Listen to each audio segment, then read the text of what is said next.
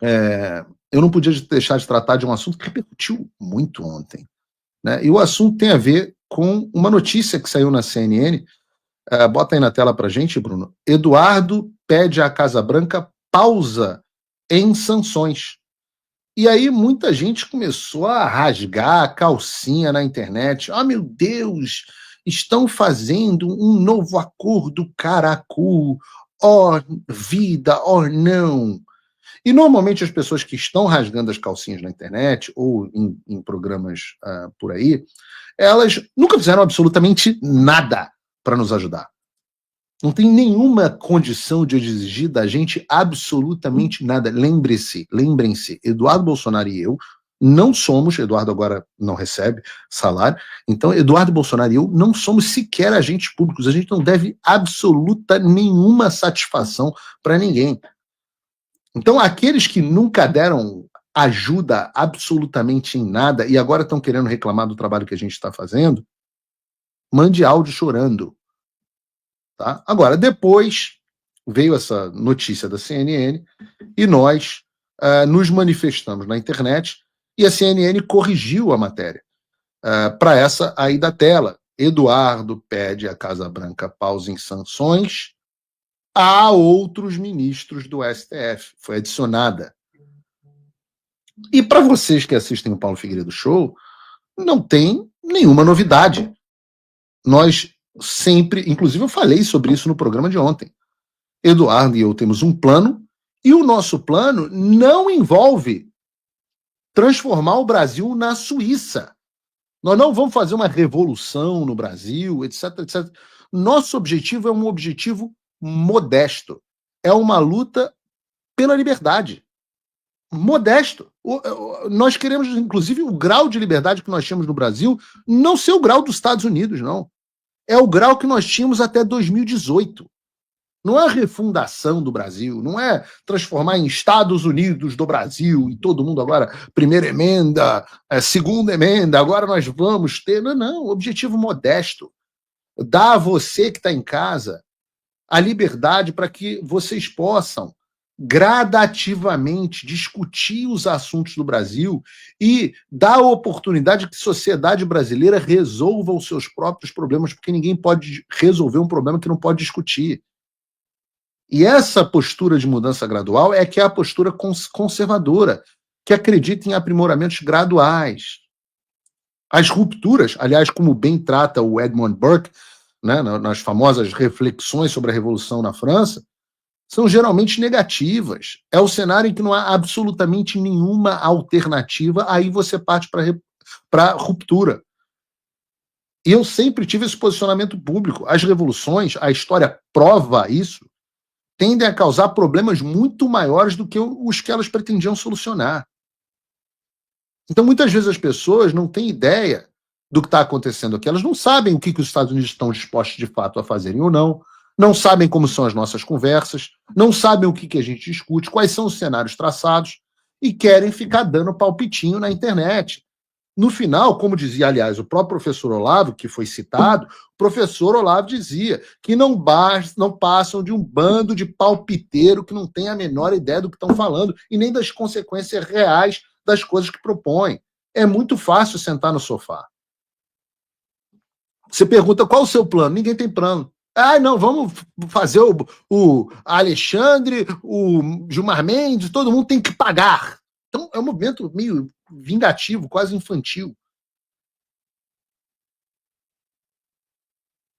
O que a gente quer fazer? O que a gente se propõe a fazer agora? Nós temos um plano, nós temos um fim. Qual é o foco? E nesse momento nós entendemos que o foco, porque ele é condição necessária, embora eu sempre diga não condição suficiente, é a aprovação de uma anistia ampla, geral e restrita. Esse é o primeiro passo para que a gente possa caminhar na discussão que nós queremos. Não é a solução. Não é a solução para o Brasil, mas é pelo menos a restituição das nossas liberdades mínimas. É o primeiro passo para a gente caminhar na direção que a gente quer. Porque a anistia não faz somente justiça e libera as pessoas que estão sendo perseguidas, algo como 5 mil pessoas que são investigados de alguma forma nesse inquérito do STF, mas também libera milhões de pessoas que não se manifestam porque hoje têm medo de entrar nos inquéritos. Quantos jornalistas falam, não, Paulo, a gente não pode falar isso por causa do Alexandre de Moraes, porque a gente mora no Brasil. Vocês viram dentro de Ágape agora, e o Eli falando sobre o medo que eles têm. Quando a anistia for decretada, os inquéritos forem extintos, as pessoas vão poder voltar a falar sem medo. E a verdade é essa. Muita gente hoje não fala porque tem medo. Cadê o Guilherme Fiuza? O grande nome do jornalismo. Não pode falar. Então a anistia é o primeiro passo. A anistia também recupera o capital político do bolsonarismo. E o Centrão sempre vai para o lado que tem mais chances de vitória eleitoral. Quando os inquéritos forem encerrados e o bolsonarismo for restituído eleitoralmente, não necessariamente na figura do Bolsonaro, mas na figura de um dos seus possíveis sucessores, se Deus quiser o Eduardo, ou até o próprio Eduardo, ou Jair, se a gente conseguir reverter a elegibilidade, que é um outro assunto que a anistia não resolve, mas a gravidade puxa o Centrão para a direita. E com isso, a aprovação, os passos seguintes passam a ser factíveis. Uma legislação específica, uma emenda constitucional restituindo a liberdade de expressão, principalmente na internet. O impeachment do pseudo-juiz Alexandre de Moraes pelos seus crimes, que já está com 40 assinaturas, falta uma. Ou do vagabundo do Romário, ou do Ciro Nogueira, que não pode fugir à responsabilidade que tem. Talvez nós não tenhamos ainda condições de fazer o impeachment agora, mas com anistia você gera atração gravitacional política nessa direção. E com a responsabilização do Alexandre de Moraes, você passa a ter um negócio que se chama accountability. O que é accountability? Accountability é o Flávio Dino olhar e falar assim, cara, eu não vou entrar nessa não, tem uma linha aqui que não dá para ser cruzada, porque senão, eu sofro Magnitsky, os senadores me botam para fora, o último que sofreu isso, cara, olha ele. Aliás, a sociedade funciona com base em accountability. A ideia de que o crime não compensa. É o criminoso olhar para o lado e falar, se eu seguir o caminho daquele cara, vai dar ruim. E nós precisamos que o Alexandre de Moraes sirva como exemplo para que ninguém ouse mais fazer o que esse vagabundo fez, o que esse tirano, o que esse psicopata fez. Esses são os nossos objetivos. Em seguida, depois que nós tivermos anistia, depois que nós tivermos liberdade para nos expressarmos na internet de forma definitiva, liberdade nunca é definitiva, mas pelo menos de forma mais segura, e depois que nós tivermos a accountability ao Alexandre de Moraes, aí nós vamos buscar uma forma de auditoria nas eleições, uma forma de transparência eleitoral. Não dá para fazer uma coisa sem a outra, cara. E eu digo para vocês, o caminho mais curto para esse fim, você discorda de mim, você pode fazer o que você quiser. O caminho mais curto que eu e Eduardo encontramos para esse fim, e talvez o único, para citar aí o que o Doutor Estranho, né, o David Aga citou, das milhões de cenários que nós analisamos, o único possível, queira você, queira eu, queira ou não, me parece ser alguma parte de composição com o establishment. Então ninguém se assuste. Se Gilmar Mendes, Barroso, Zanin ou qualquer um que seja, por medo, por interesse pessoal, passem a, nos bastidores, apoiarem o caminho da anistia.